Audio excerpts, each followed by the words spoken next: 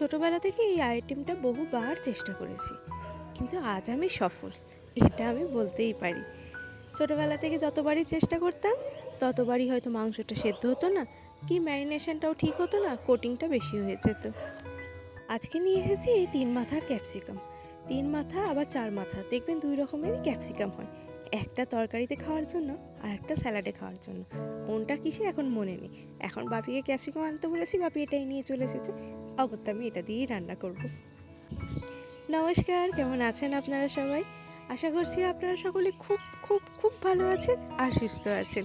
একটু আড্ডার আরও একটি নতুন ব্লগে আপনাদের জানাই অনেক অনেক স্বাগত। আমার গলার আওয়াজ শুনে বুঝতেই পারছেন, গলা থেকে ব্যাঙ আমার এখনও বেরোয়নি, সে অবস্থায় একইভাবেই আছে।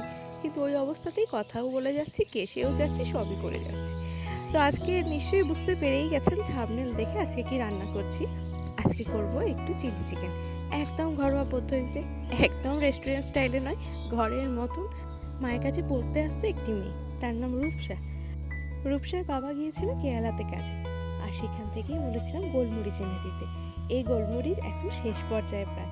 গোলমরিচগুলোর স্বাদ এত সুন্দর, ও এনে দিয়েছিল একটু কাঁচা কাঁচা, বলেছিল ভালো করে রোদে শুকাতে, তারপর কোটোয় ভরে রেখে দিতে।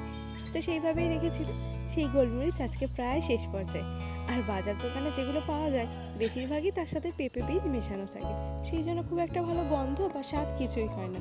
এই গোলমরিচগুলোর স্বাদ আর ঝাল এতটাই তীক্ষ্ণ যে খেলেই বোঝা যায় এটার মধ্যে কোনো ভেজাল নেই। চিকেনটা তো রেখে দিয়েছিলাম ডিপ ফ্রিজে। বাপি এনেছিল আগের দিন, সেদিনকেই বলেছিল একেবারে চিলি পিস করে আনতে।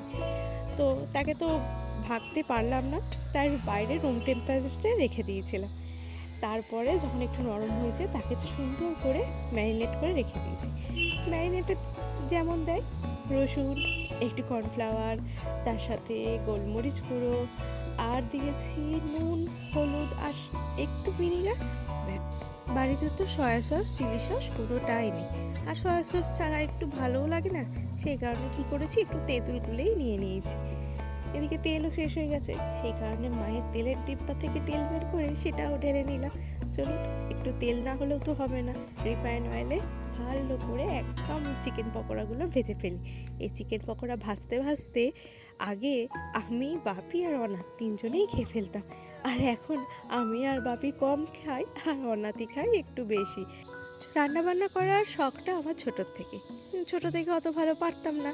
তো সেই কারণে এই চিকেন আমার কোনো কারণেই সেদ্ধ হতো না, কখনো সেদ্ধ হতো না, শক্ত হয়ে থাকতো আর নিজেরই কেমন ঘেন্না করতো। এখন কিন্তু খুব সুন্দর শিখে গেছি, আর সেদ্ধও হয় চিকেনটা বেশ সুন্দর। আমার এদিকে 1 খোলা মতন চিকেন পকোড়া ভাজা হয়ে গেছে। একটা বেশ একটু ডিপ ফ্রাই করেছি, আর বেশ কড়া করে করেছি, কারণ এই চিকেন ফ্রাইটার থেকে আমি, বাপি আর অনাথ তিনজনে মিলে একটু করে খেয়ে নেব। দেখুন দেখি কি সুন্দর সেদ্ধ হয়েছে। এরপরে এক এক করে আরও কিছু খোলা ভেজে নেব, মানে চিকেন পকোড়া আরও কিছু খোলা ভাজা হবে, সেগুলো চলুন এক এক করে ভেজে নিই। তেলটাও তো আস্তে আস্তে কমে যাচ্ছে, তাই বেশি করে দিতেও পারছি না। আর এক কড়া তেল দিয়েই বা কী করবো, এ তো আর রেস্টুরেন্টে খাওয়া দাওয়া হচ্ছে না, নিজেদের বাড়ির মতন করছি, সেই কারণে অল্প তেলই দিয়েছি আর অল্প অল্প করেই ফ্রাই করছি। এখন তেঁতুলের গাছটাকে খুব ভালো করে চিপে বের করে নেব। যদি আপনাদের বাড়িতেও এই সসগুলো না থাকে, এইভাবে করে খেয়ে দেখবেন। হয়তো আমি বলতে পারছি না যে রেস্টুরেন্টের মতন একদম খেতে হবে, কারণ রেস্টুরেন্টে অনেক রকমের স্মেল পাওয়া যায় খাবারে, যেটা একটা অন্য মাত্রা এনে দেয়। কিন্তু বাড়িতে হলে এই খাবারটাও খুব একটা খেতে খারাপ লাগবে এটা কিন্তু আমি বলছি না, খেতে কিন্তু খুব ভালোই লাগবে। আর ঘরোয়া খাবার, নিজেদের ঘরের তেলে নিজেদের মতন করে রান্না করে খাওয়া, পোড়া তেল কোনোভাবেই ইউজ হচ্ছে না, সেই কারণে ক্ষতিটাও কিন্তু খুব একটা বেশি হবে না। এমনিতেই তেল জাতীয় খাবার খেলে আমাদের ক্ষতি তো হয়, কিন্তু বাড়িতে করে মাঝে মাঝে খাওয়া যেতেই পারে। যারা ড্রাই চিলি চিকেন খেতে পছন্দ করেন এই পর্যায়ে কিন্তু নামিয়ে নেবেন। আর আমি ড্রাই করব না, কারণ বাঙালি ঘরের ব্যাপার বুঝতেই পারছেন, একটু ঝোল না হলে হবে না। সেই কারণে ওই যে ব্যাটারটা মাখিয়ে রেখেছিলাম ম্যারিনেশনে, সেখানেই যে কর্নফ্লাওয়ারের ব্যাটারটা ছিল সেটা ধোয়া জলই দিয়ে দিয়েছি, তাতে থিকনেসটাও এসে যাবে একটু। আর বাটিতে একটু কাঁচা রসুন রেখে দিয়েছি, একটু কুচি কুচি করে নিয়েছি। এই কাঁচা রসুনের ফ্লেভারটা কিন্তু চিলি চিকেনের শেষ পর্যায়ে ভীষণ একটা ফ্লেভার অ্যাড করে। আর আমার রান্না যেই হয়ে গেছে, কোত্থেকে যে অনাথ বুঝতে পেরেছে ওর পেয়ে গেছে জোর খিদে, তাই ও রান্না করে দেখতে চলে এসেছে। মা ওকে অনেক কথা বললো যে এখনও রান্না হয়নি, এখনও খাবার সময় হয়নি, ও সেটি বুঝতে পেরে গেল। দেখুন কেমন দাঁড়িয়ে আছে, আর মা ওদিকে ওর সাথে কথা বলেই যাচ্ছে। চিলি চিকেন দিয়ে খাওয়ার জন্য আজকে বানানো হয়েছে রুটি। রুটি আর চিলি চিকেন, ব্যাস।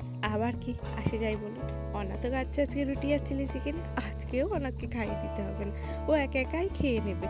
অন্যদিন হলে মাকে ধরে বেঁধে হাতে করে ধরে ধরে মুখের মধ্যে ঢুকিয়ে খাওয়াতে হয়, আজকে আর খাওয়াতে হবে না।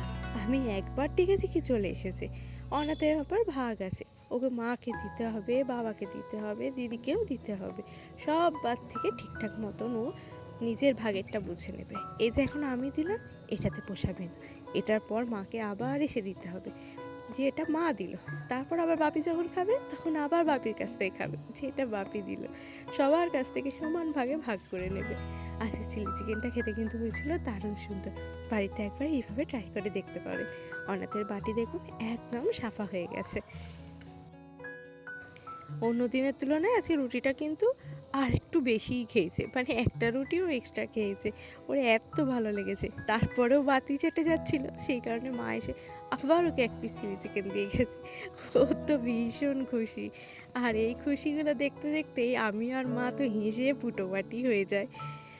এখন ও যাবে একটু বাইরে, খাওয়া দাওয়া হয়ে গেছে, এবার তো হিসি টিসি করতে হবে, সেই কারণে যাচ্ছে বাইরে।